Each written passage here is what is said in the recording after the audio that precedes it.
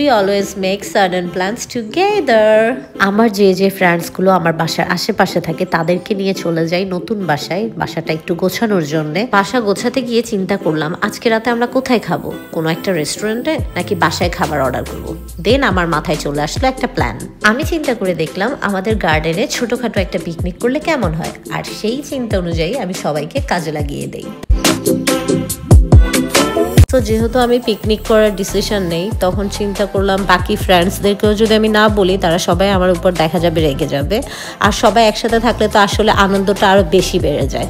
So আমি এক এক করে সবাইকে কল করি, বাট সবাই ব্যস্ত ছিল, কেউ বা কাজে, কেউ বা রাত হয়ে গেছিলো সেজন্য আসতে পারবে না। আমার ফ্রেন্ডসদের মধ্যে অনেকেই মন খারাপ করে ফেলছে, আবার অনেকে রাগও হয়ে গেছে আমার উপর। ওরা ভাবছে আমি আগে থেকেই এই প্ল্যানটা করে রাখছি যে আমরা পিকনিক করব, বাট এমন কোনো কিছুই না। আমি এখানে আসার পরে হঠাৎ করেই আমার মাথায় এই চিন্তাটা আসছে। আর বাকি যে কয়জনই আসছিল ওরা সবাই আমার বাসার আশেপাশেই থাকে, সো ওদেরকে যখনই রাখি ওরা চলে আসতে ওদের কোনো প্রবলেম হয় না।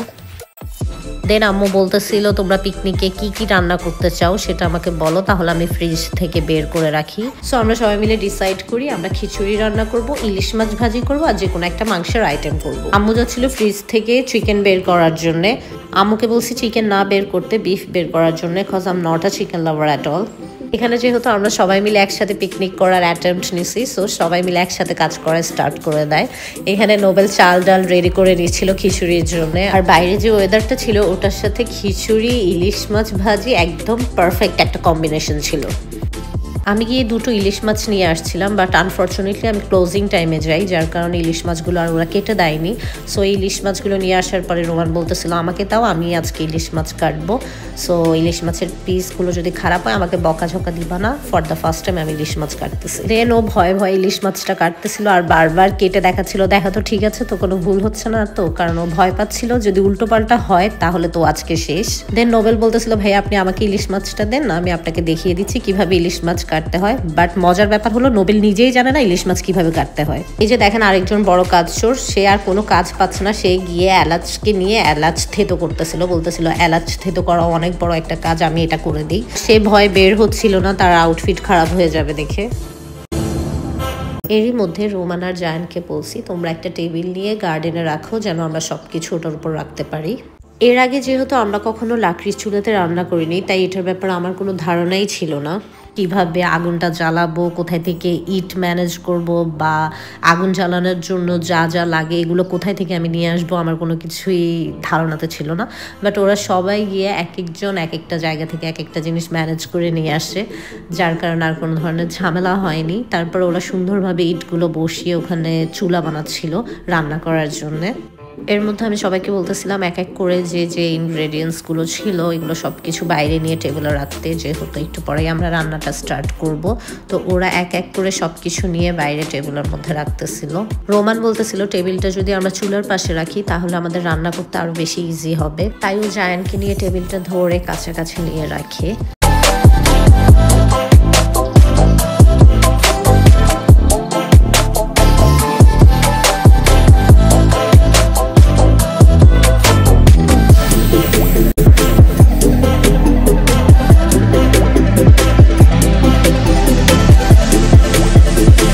এই যে আমাদের রূপকথা বেবিটাও কত কাজ করে, ও গিয়ে গিয়ে জিনিসগুলো রাখতেছিল এক এক করে টেবিলে। খাবার রান্না হতে যেহেতু সময় লাগবে আর এই সময়টার মধ্যে আমাদের সবার ক্ষুধাও লেগে গেছিলো, তাই আম্মু নুহিকে বলতেছিল তুমি আম কেটে নাও আর কফি বানিয়ে নাও, সবাইকে আম আর কফি দাও, সবাই আম আর কফি খেয়ে নিক। নুহি আমাকে বলতেছিল আমি আম কাটতেছি তুমি কফিটা বানায় নাও। তো আমি ওরে বললাম যে না আমি তো ভিডিও করতেছি, আমি এখন কফি বানাইতে যাবো কিভাবে, তুমি এক কাজ করো তুমি আমও কাটো কফিটাও বানাও, আমি তোমার ভিডিও কইরা যখন ছাড়বো সবাই বলবে এই মেয়েটা এত ভালো এত কাজ করে।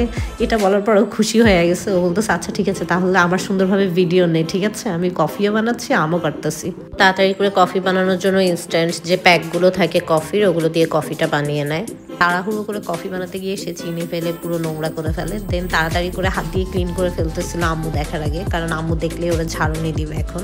দেন এক এক করে সবাইকে কফিগুলো সার্ভ করে দেয়, আর সবাই ওয়েট করতেছিল কি না কি কফি বানাইছে আজকে নুহি টেস্ট করার জন্য। এখানে চুহি কফি খাচ্ছিল আর ওদের দুজনে কাজ দেখতেছিল, আর ওর অপর সাইডে আমার ছোট বোন অথই ছিল, বাট ও ক্যামেরা চাই, ও তেমন একটা ক্যামেরার সামনে আসতে চায় না। রূপকথার কফি অনেক বেশি পছন্দের, বাট আমরা রূপকথাকে তেমন একটা কফি খেতে দেই না, বাট ও যখন দেখছে সবাই কফি খাচ্ছিল, ও অসহায়ের মতো বারবার গিয়ে দেখতেছিল পাতিলে কফি এখনো পর্যন্ত আছে নাকি শেষ হয়ে গেছে। ও জানে ওকে বাসায় কেউই পারমিশন দিবে না কফি খাওয়ার জন্য, বাট ও জানে যে একটা মানুষকে ও সবসময় কনভিন্স করতে পারবে, সেটা হলো আমার আম্মু। আর ও তো এমনিতেই অনেক বেশি ক্লেভার একটা বাচ্চা। ও গিয়ে আমার আম্মুকে কনভিন্স করে কফি খাওয়ার পারমিশন নিয়ে এসে নিজেই কফিটা ঢেলে খেয়ে নেয়। এখানে জায়ান অথৈকে ব্যঙ্গ করতেছিল, বলতেছিল দেখ তুই যেভাবে লজ্জা পাস আমিও ওইভাবে লজ্জা পাই ভিডিওর সামনে আসতে, আমিও এখন থেকে ভিডিওর সামনে আসবো না, তোর মতো লজ্জা পাবো। নুহি কফি বানানোর সময় চিনি ফেলছিল, ভাবছিল আমার আম্মু দেখবে না, বাট আমার আম্মু দেখে ওকে অনেক বেশি বকা দেয়। ও তাড়াতাড়ি করে এগুলো ক্লিন করতেছিল যেন আম্মুর থেকে আর বকা না শুনতে হয়। ওরা সবাই কফিটা খেয়ে বাইরে চলে যায় চুলাটা ঠিক করার জন্য, আর নুহি ফ্রুটসগুলো কেটে বাইরে প্লেটে করে নিয়ে যায়। ওদের সবাইকে বলে তোমরা সবাই আগে ফ্রুটসগুলো খেয়ে নাও, দেন কাজ স্টার্ট করো।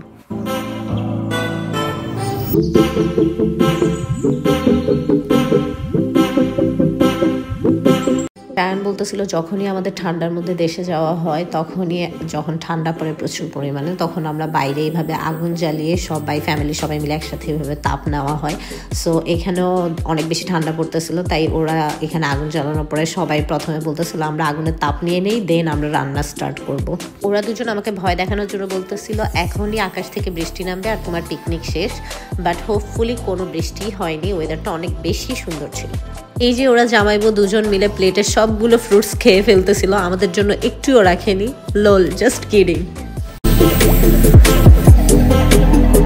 তারপর ফাইনালি আমরা সবাই রান্নাটা শুরু করে দিই, বাট রান্নাটা শুরু করার আগে কিন্তু অনেক ঝামেলা হয়ে যায়, কারণ এক একজন বলতেছিল এক একজন রান্না করবে। আমি বলতেছিলাম আমি রান্না করব, জায়ান বলতেছিল জায়ান রান্না করবে, ফাহিম বলতেছিল ফাহিম রান্না করবে। সো সবার মধ্যে একটা ঝামেলা শুরু হয়ে যায়। দেন লাস্ট পর্যন্ত রান্নাটা আমি আর ফাহিম দুজন মিলে একসাথে করি।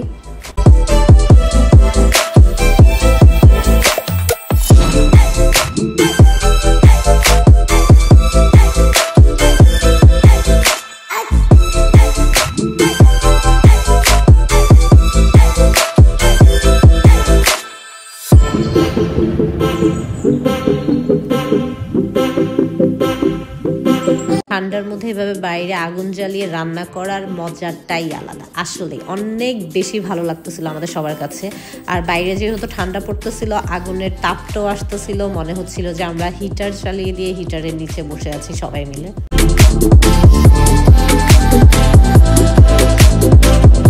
ফাহিম বলতেছিল আজকে সবার থেকে অবস্থা বেশি খারাপ হবে আমার, কারণ আমি হোয়াইট কালারের সোয়েটার পরে আসছি, একটু পরেই দেখবা আমার দিকে আর তাকানো যাচ্ছে না।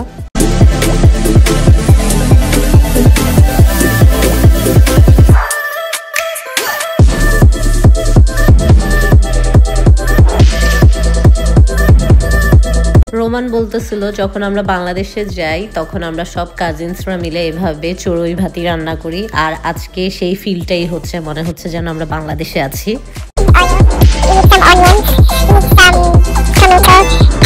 মাংসটা যখন রান্না হয় এত সুন্দর একটা কালার আসছে আর এত বেশি গ্রান আসতেছিল, আমাদের সবার ক্ষুধা আরো বেশি বেড়ে যায়। লবণ হয়েছে নাকি এই বাহানা দিয়ে আমরা সবাই চুলার উপর থেকেই খাওয়া স্টার্ট করে দিই, আর ফাহিম প্রচন্ড রাগ হয়ে যায়। আমরা 160 পাউন্ডের ফায়ার ওয়ার্কস আর বাজি নিয়ে নেই ওখানে খাওয়ার পরে আমরা সবাই মজা করার জন্য, বাট আনফর্চুনেটলি ওখানে অনেক রাত হয়ে যাওয়ার কারণে আশেপাশে সাউন্ড হলে প্রবলেম হবে, তাই আর আমাদের ফায়ার ওয়ার্কসগুলো ফুটানো হয় না। তাই রান্না হতে হতে এই ফাঁকে আমরা যে বাজিগুলোতে তেমন একটা সাউন্ড হবে না, ছোট ছোট বাজি যেগুলো ছিল ওগুলো নিয়ে আমরা সবাই মজা করা স্টার্ট করে দিই।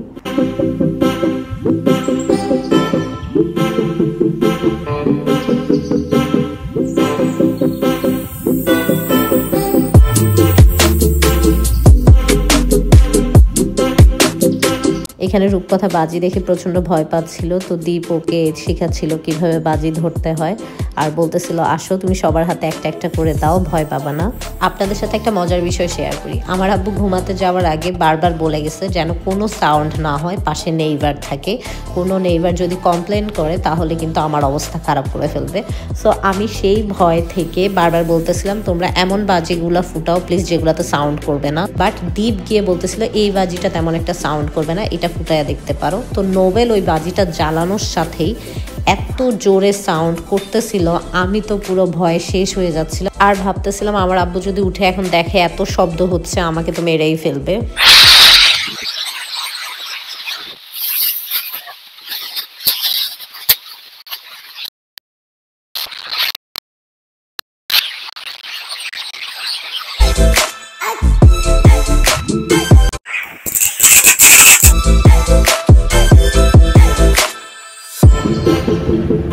এখানে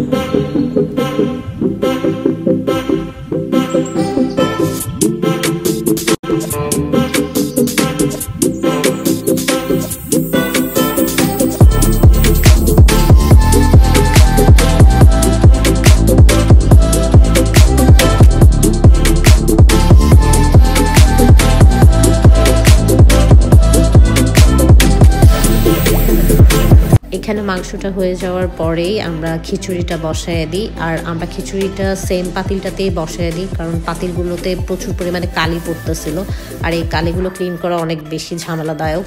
সো সেই জন্য আমরা এক পাতিলেই সব কিছু করার ট্রাই করি।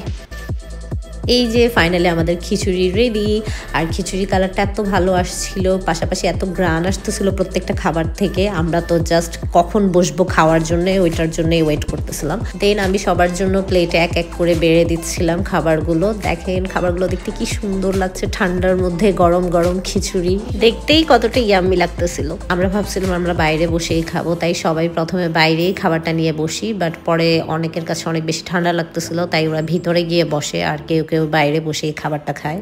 রূপকথা যেমন ছোট, ওর প্লেটটাও তেমন ছোট, আর মাছের পিসগুলোর মধ্যে সবচেয়ে ছোট পিসটা ওকেই দেওয়া হয়। এখানে আরেকটা মজার বিষয় হলো, আমার আম্মু যখন ফ্রিজ থেকে বিফ বের করতেছিল, সে ভুলে ল্যাম্ব বের করে ফেলে, কারণ দুটোই তো ফ্রোজেন ছিল, তাই বোঝা যাচ্ছিল না কোনটা বিফ কোনটা ল্যাম্ব। বাট রান্না হওয়ার পরে আমরা যখন খেতে যাই তখন আমরা বুঝতে পারি যে এটা ল্যাম্বের মাংস ছিল। বাট ট্রাস্ট মি, লাকড়ির চুলার রান্না এতটা বেশি টেস্টি হয় যে গ্যাসের চুলার রান্নাকে 100 বার হার মানাবে। সবারই খাবারগুলো অনেক বেশি ভালো লাগছে। আজকের এই ছোট পিকনিকের আয়োজনটাতে আমরা প্রত্যেকটা মানুষ অনেক বেশি এনজয় করছি।